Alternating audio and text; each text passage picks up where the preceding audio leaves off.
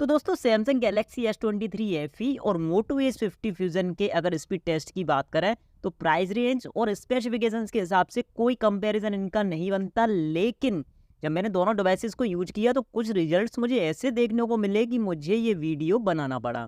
इसके अलावा यहाँ पर थोड़ी सी बात करेंगे S23 FE के हीटिंग इशू के बारे में भी। तो सबसे पहले शुरुआत करते हैं दोनों ही डिवाइसेस के रीस्टार्ट टेस्ट से। और जब तक दोनों डिवाइस होते हैं रीबूट, मैं आपको बता दूं S23 FE में आपको मिलता है एक्जीनोस का 2200 प्रोसेसर। वही H50 फ्यूजन में आपको मिलता है स्नैपड्रैगन का 7S Gen 2 प्रोसेसर। और पहला शॉकिंग रिजल्ट्स आपकी आंखों के सामने, यहाँ पर मोटो H50 फ्यूजन पहले रीस्टार्ट हुआ as compared to S23 FE। आगे बढ़ते हैं दोनों ही डिवाइसेस के Antutu बेंचमार्क स्कोर्स की तरफ। तो Antutu बेंचमार्क के स्कोर्स ठीक वैसे ही जैसे दोनों के स्पेसिफिकेशंस हैं, जस्ट डबल का फर्क। मोटो H50 का टोटल है 6,17,000, वहीं S23 FE का है 11,21,000। जमीन आसमान का फर्क। सबसे पहले CPU स्कोर्स की बात करें कॉमन यूज की तो 2 लाख के आसपास है H50 फ्यूजन का। S23 FE का है 3,18,000, यानी कि कॉमन यूज में S23 FE पूरी तरह से मोटो H50 फ्यूजन को बीट करना चाहिए। और गेमिंग स्कोर में तो भाई और भी बड़ा डिफरेंस है, 1,20,000 है H50 फ्यूजन का, वही 4,05,000 S23 FE का, यानी कि जमीन आसमान का फर्क दोनों ही डिवाइसेस की गेमिंग परफॉर्मेंस में Antutu बेंचमार्क स्कोर्स के मुताबिक। साथ ही साथ अगर मेमोरी स्कोर्स की बात करें तो यहाँ पर सबसे पहले गौर करने वाली बात यह है कि रैम स्कोर में आपको जस्ट डबल का फर्क देखने को मिलता है। साथ ही साथ डिवाइस की रीड एंड राइट स्पीड का स्कोर भी S23 FE का ज़्यादा है as compared to H50 fusion, यानी कि H50 फ्यूजन Antutu में पूरी तरह से S23 FE से पीछे रहता है। अब यहाँ बात करते हैं थोड़ी सी हीटिंग इशू की। तो Antutu बेंचमार्क के इस टेस्ट को होने में S23 FE का टेम्परेचर गया 8.3 डिग्री सेल्सियस, 8.3 डिग्री सेल्सियस बढ़ा, जबकि केवल 4 डिग्री सेल्सियस टेम्परेचर इंक्रीज हुआ मोटो H50 फ्यूजन का, यानी कि S23 FE में आपको नो डाउट हीटिंग इशू देखने को मिलेगा हैवी टास्क पर। Antutu बेंचमार्क स्कोर्स के बाद थोड़ा सा प्रैक्टिकली बात करते हैं कि प्रैक्टिकली दोनों डिवाइसेस कैसा परफॉर्म करते हैं। तो कुछ ही एप्लीकेशंस हैं जो मैं दोनों डिवाइसेस पर लॉन्च करके देख रहा हूँ कि पहले किस डिवाइस पर एप्लीकेशंस लोड होते हैं। तो क्लॉक का एप्लीकेशन यहाँ पर H50 फ्यूजन पर पहले लोड हुआ। सेटिंग्स का एप्लीकेशन भी थोड़ा सा H50 फ्यूजन पर जल्दी लोड हुआ।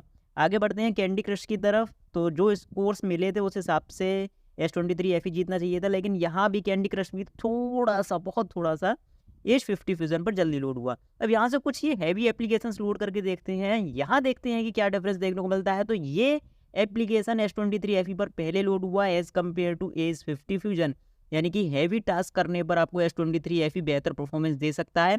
आगे ये एक और heavy game GTA vice city definitive addition, और यहाँ भाई जमीन आसमान का फर्क। यहाँ भी S23 FE बहुत तेजी से लोड करता है इस गेम को, जबकि मोटो H50 फ्यूजन पीछे रह जाता है। तो हैवी टास्क जब आप करते हो तो वहाँ आपको नो डाउट S23 FE पर बहुत बेहतर परफॉर्मेंस देखने को मिलेगी। आगे बात करते हैं प्रैक्टिकली गेमिंग में कैसा परफॉर्म करते हैं दोनों ही डिवाइसेस। तो पहले बात करते हैं मोटो H50 फ्यूजन के बारे में।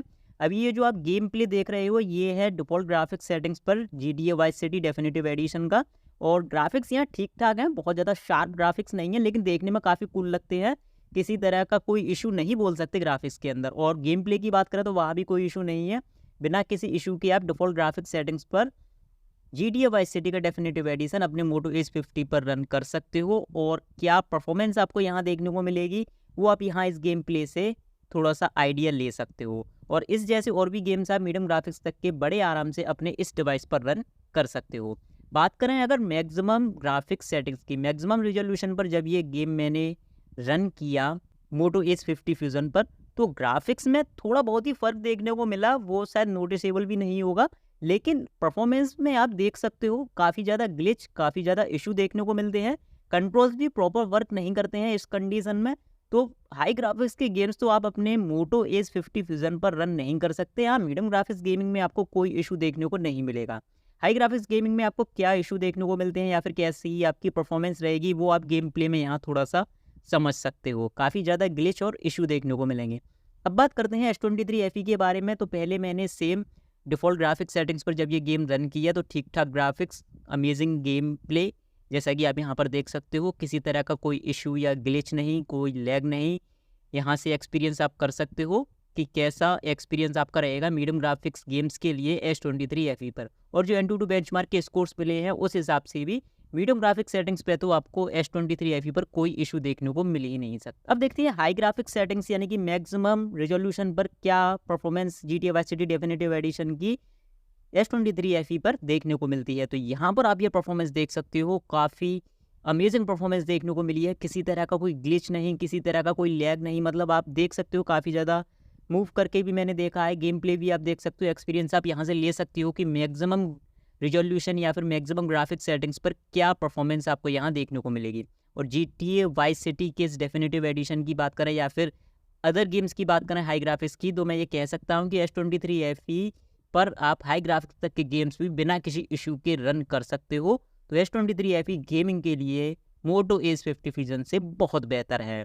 अब बात करते हैं मल्टीटास्किंग परफॉर्मेंस की। तो पहला तो ये आप एप्लीकेशंस देख सकते हो, कई सारे एप्लीकेशंस दोनों डिवाइसेस के बैकग्राउंड पर रन हो रहे हैं और कई हैवी एप्लीकेशंस भी यहाँ पर बैकग्राउंड पर रन हो रहे हैं। तो देखते हैं वन बाई वन कि किस डिवाइस के बैकग्राउंड से एप्लीकेशंस क्लोज हो जाते हैं और किस डिवाइस के बैकग्राउंड पर ये बने रहते हैं।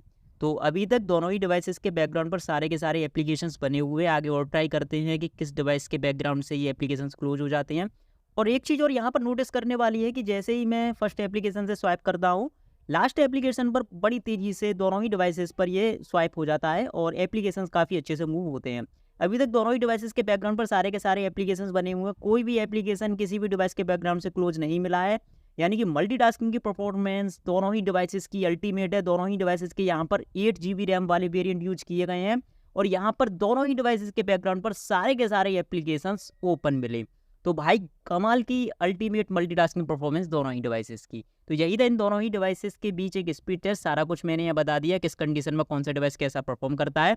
तो फिर मिलेंगे ऐसी किसी इन्फॉर्मेटिव वीडियो के साथ, तब तक के लिए गुड बाय, आपका दिन शुभ हो।